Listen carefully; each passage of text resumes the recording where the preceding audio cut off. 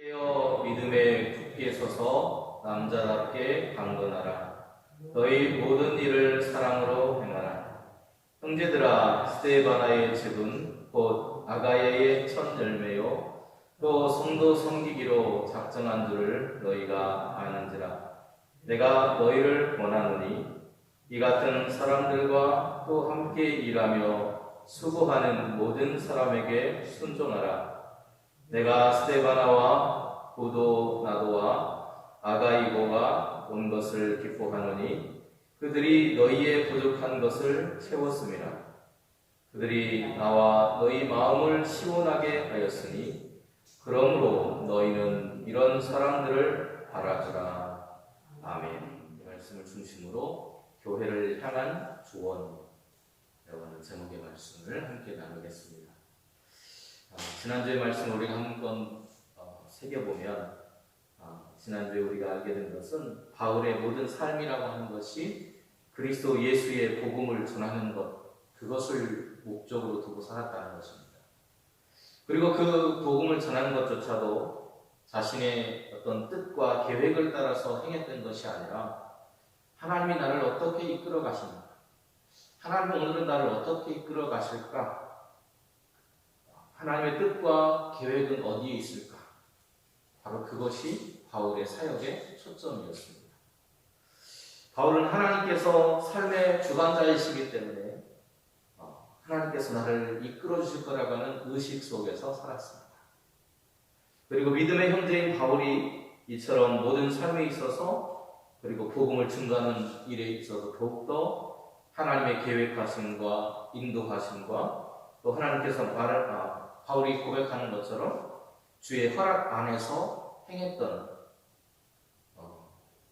그의 삶의 모든 행위들이 우리의 삶의 주관자이신 주님을 따라서 우리에게 주어진 삶을 살아가고 있었다라고 하는 것을 함께 우리가 볼 수 있었습니다. 그리고 이제 13절 말씀부터 24절까지의 말씀은 권면과 마지막 인사를 이렇게 하고 있는 편지의 형태를 띠고 있는 책이 바로 고린도전서가 되겠습니다.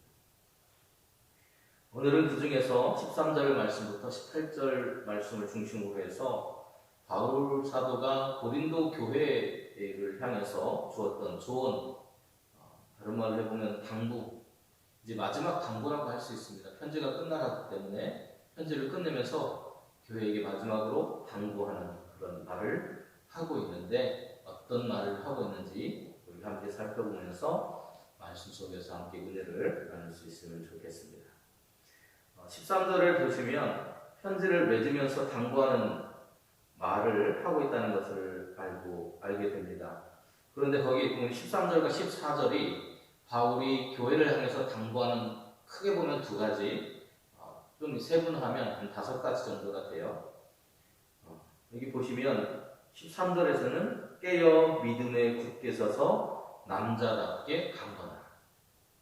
이것을 짧게 잘라보면 깨어라 하는 것과 믿음에 굳게 서라는 것, 그리고 남자답게 좀 살아라, 그리고 강건해라, 이렇게 4가지로 나눠볼 수 있을 것 같습니다.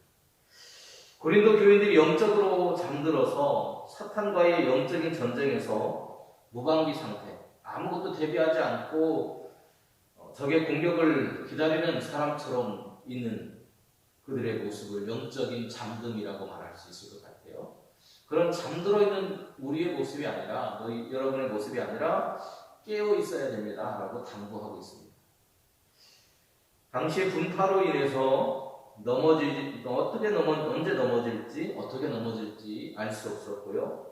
다양한 그런 신앙의 문제들을 가지고 있었어요. 1장에서 6장까지 다양한 신앙의 문제를 이야기하는데 1장에서 4장까지는 단파 싸움에 대한 이야기들, 그리고 근친상간에 관한 것, 그리고 사회법정에 소송하지 말라라고 하는 것, 그리고 불륜을 저질러서는 안 된다라고 하는 그런 이야기들을 담고 있습니다.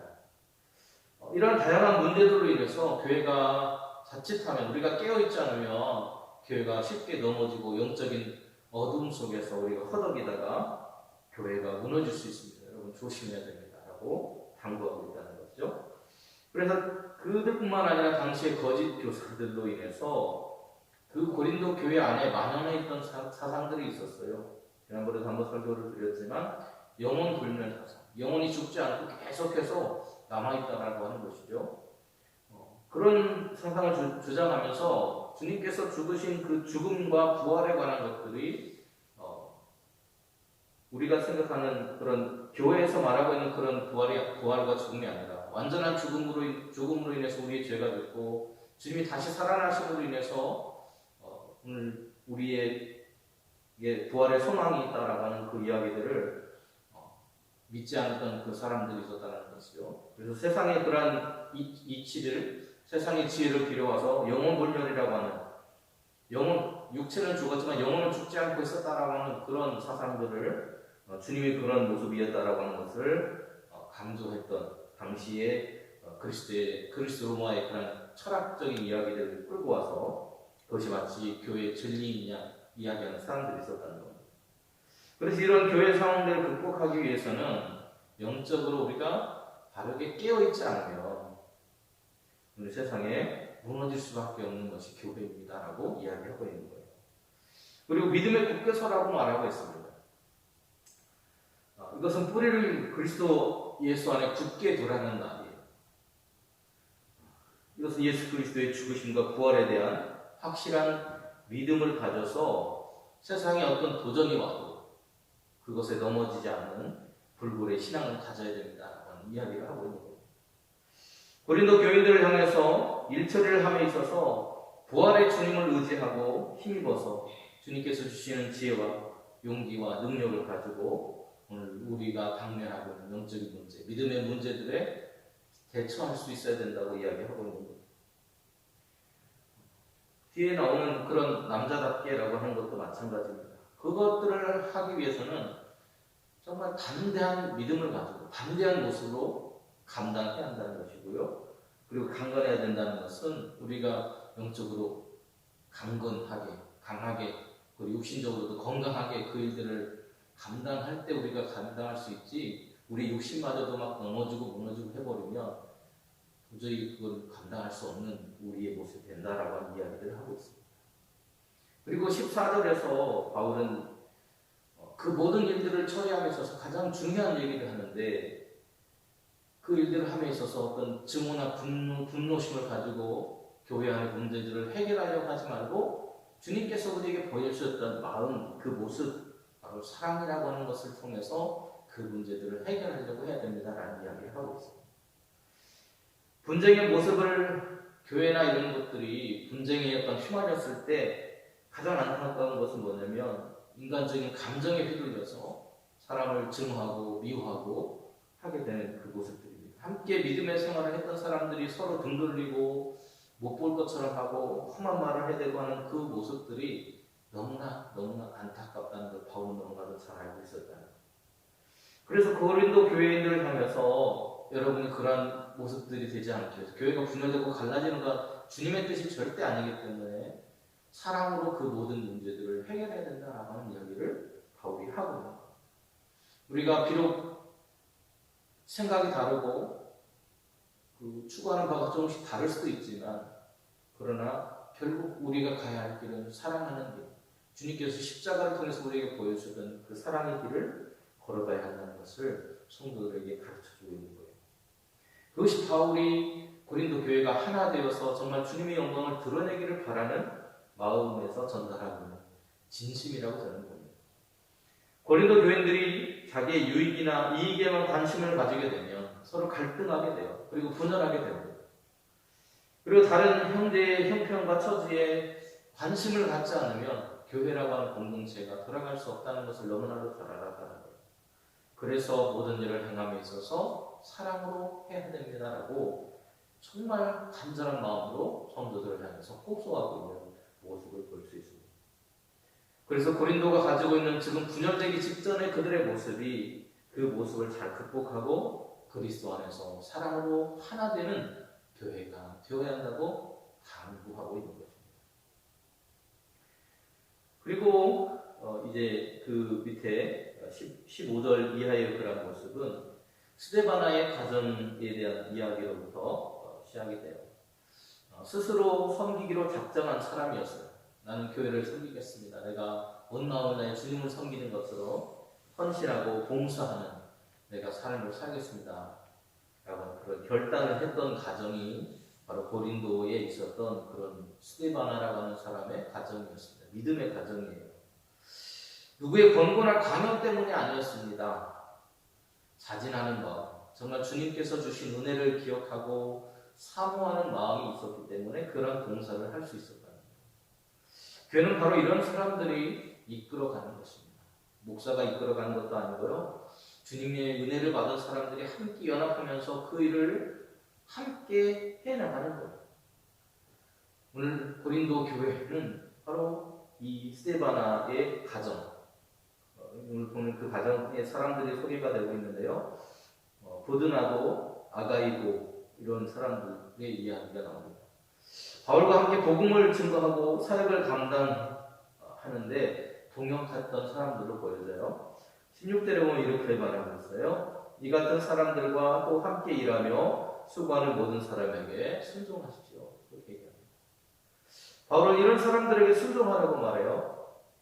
이 말은 그런 사람들을 인정해 주라는 것입니다.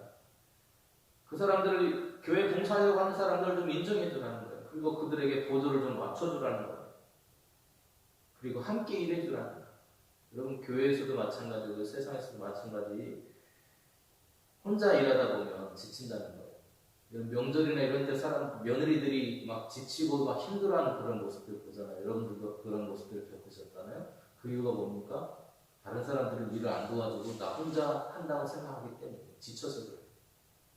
육체도 지쳤지만 마음이 지쳐서 그렇습니다. 오늘 바울은 그 이야기를 하고 있는 거예요. 교회라고 하는 공동체가 정말 건강하게 서가기 위해서는 스데바나의 가정처럼 자발적으로 섬기고 순종하는 그런 사람들이 있어야 되는데 그 사람들이 혼자 일하다 보면 지치고 넘어진다는 거예요. 그리고 그들의 마음을 누군가 위로해주고 알아줄 필요가 있다는 거예요. 그 일을 누가 하라는 겁니까? 교회가 해줘야 돼요. 바울의 일을 보면 고린도 교인들이 충성스럽게 일하고 수고하는 그 사역자들, 복음을 위해서 일하고 또 교회를 헌신하는 바로 그 사람들을 감사하고 그 사람들이 한 일들에 대해서 알아주라고 좀 얘기하고 있는 겁니다. 그냥 무심하게 지나가지 말고 그들이 했던 일들을 인정해주고 알아주고 칭찬도 해주고 이런 일들을 해주라는 거예요. 그런데 대부분의 사람들이 어떻게 하느냐? 칭찬하고 알아줘야 될 그 사람들에게 오히려 비판하고 비난합니다. 너만 일하는 것은 왜 그러냐고 막 이렇게 하는 사람들도 있고요. 그 봉사하는 것을 이해하지 못하는 사람들도 수없이 많습니다. 그런데 바울은 그렇게 동역하는 사람들을 좀 인정해주고 알아주라는 거예요. 바울의 사역 속에서 그의 사도권을 의심하는 사람들도 있었던 걸 볼 수 있죠. 그리고 스데바나 가정에서 섬김과 수고를 했던 것을 못마땅하게 배합하는 사람들도 있었다는 거예요. 그렇게 충성하며 순종으로 일하는 그들과 함께 동참해 주십시오라고 하는 호소를 하고 있는 거예요. 교회는 혼자 일하는 공동체가 아니고 주님이 물론 일하시지만 주님께서 일하실 때 또 그와 함께 동역자들이 함께 일할 때 그들의 옆에 서서 기도도 해주고 격려도 해주고 함께 일도 해주라는 거예요. 이러한 모습이 계속되는 교회, 이런 교회가 부흥하는 교회가 되는 것입니다. 베드로전서 4장 10절에서도 말하고 있어요. 각각 은사를 받은 대로 하나님의 여러 가지 은혜를 맡은 선한 청지기 같이 서로 봉사. 혼자 봉사라는 게 아니고요. 서로 봉사해 주라. 그리고 그들의 수고를 알아줘야 된다고 합니다. 교회 안에서 알아달라고 봉사하거나 일하는 것은 잘못된 일입니다. 누가 알아주지 않든 나는 봉사하고 감사하게 일을 해야 돼요. 그렇지만 그들의 수고를 알아주는 것도 중요합니다. 왜냐하면 그들이 지치는 그 마음을 달래줄 수 있기 때문입니다. 바울은 스데바나, 보드나도, 아가이고 이 사람들이 자기에게 와서 얼마나 힘이 되는지 그 이야기를 해주고 있습니다. 고린도 교인들의 마음을 시원하게 해줬다. 그렇게 인정해 주는 거예요. 그 사람들이 수고하고 애써줘서 교회가 정말 순탄하게 돌아갈 수 있고 또 우리의 마음이 시원하게 그들이 그 그 일들을 잘 해줬다는 그런 이야기를 하고 있습니다. 그리스도인들은 성도들의 마음과 정신을 새롭게 하는 때를 주시는 하나님의 관점에서 상대방을 배려하고 바라고 바다와 같은 넓은 가슴으로 그들을 품을 수 있어야 된다. 아가야에서 복음을 믿은 첫 번째 가정, 그들이 스데바나 가정인데 바로 그 가정들의 성도들을 위해서 온몸으로 섬기기를 마다하지 않았기 때문에 그들의 그 수고가 있었기 때문에 지금의 교회가 있는 겁니다. 지금 고린도 교회는 그 사람들이 수고하고 있었기 때문에 있습니다. 그러기에 다른 사람들이, 다른 교회 사람들이 알아주라는 게 아니고 여러분이 좀 알아주십시오라고 말하고 누군가를 수고하고 애쓴 것을 몰라주거나 깎아내리지 말고 제발 좀 할 수만 있다면 그들의 모범을 좀 닮아가고 할 수만 있다면 그들에게 좀 알아서 격려와 칭찬을 아끼지 말라고 말하고 있는 것입니다. 그게 아름다운 교회가 되어가는 방법과 비결이다. 데살로니가전서 5장 12절에서 바울은 말합니다. 형제들아 우리가 너희에게 구하노니 너희 가운데서 수고하고 주 안에서 너희를 다스리며 권하는 자들을 너희가 알아주라. 이게 말이었습니다. 마무리할게요. 스데바나의 가정의 믿음의 동역자들은 고린도에 갈 수 없는 바울의 마음, 그 마음을 너무나도 잘 알아서 오늘 그곳에 가서 사람들에게 했던 일들을 바울에게 와서 전달해주고 있다는 거예요. 그 소식을 전해주었을 때 바울이 얼마나 기뻤을까요? 교회가 다시 회복되고 있습니다. 교회가 하나로 사랑으로 뭉쳐가고 있습니다. 만날 수 없는 성도들의 그 상황들에 대해서 거기에서 와서 자기에게 전해주는 그들의 그 마음이 너무나도 고맙다고, 그래서 내 마음이 시원하다고 말하고 있습니다. 걱정으로 근심으로 가득했던 바울의 마음이 그들로 인해서 그 근심과 걱정을 털어내고 다시금 평안을 회복할 수 있었던 것을 볼 수 있습니다. 바울과 성도들의 마음에 생기가 돌도록 해주었던 이 사람들, 스데바나의 그 가정을 바울은 칭찬하고 있고 또 성도들을 향해서 여러분도 알아주었으면 좋겠다라고 말하고 있다. 우리 교회도 헌신하는 많은 분들이 있습니다. 우리 장로님들과 권사님들 또 집사님들이 수고하는, 정말 알게 모르게 수고하는 분들이 너무나 많이 있습니다. 그분들의 삶을, 사정을 여러분 누가 알아주겠습니까? 다른 교회 사람들이 우리 교회 사정 하나도 안 알아줍니다. 그 사정을 알아줄 사람은 우리가 서로 알아주는 것이라는 사실을 기억하면서 서로 격려하고 배려하는 가운데 기쁨으로 충만한 교회가 되어서 성장하는 우리 영상 교회가 될 수 있기를 소망합니다. 기도하겠습니다. 내려오신 주님, 오늘도 우리에게 말씀을 주셔서 너무나도 감사합니다.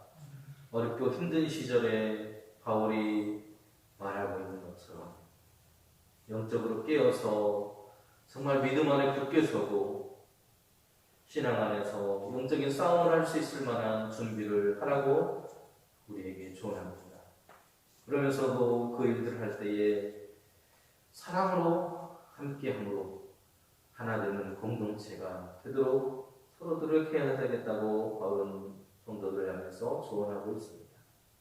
저는 이 조언이 우리 교회에도 이루어질 수 있도록 도와주시고 또 수고하고 있는 장로님들과 권사님들 또 우리 집사님들 모든 성도님들의 그 수고와 눈물과 기도를 주님께서 기억해 주셔서 또 성도 서로가 알아주고 인정해 줌으로 인해서 기쁨으로 감사로 충만한 교회가 될 수 있도록 은혜를 베풀어 주시옵소서.